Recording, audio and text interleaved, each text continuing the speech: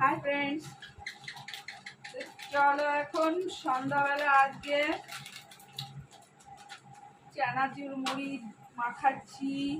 দেখো, কাঁচা লঙ্কা পেঁয়াজ দিয়ে, দেখো কাঁচা লঙ্কা পেঁয়াজ আদা সমস্ত কিছু দিয়ে সন্ধ্যাবেলা টমেটো সব কিছু দিয়ে একটা মুড়ি মাখালাম আজকে। তো চলো, কে কে খাবে চলে এসো, চলে এসো, মুড়ি খাবে কে কে, দেখি কেমন হয়েছে।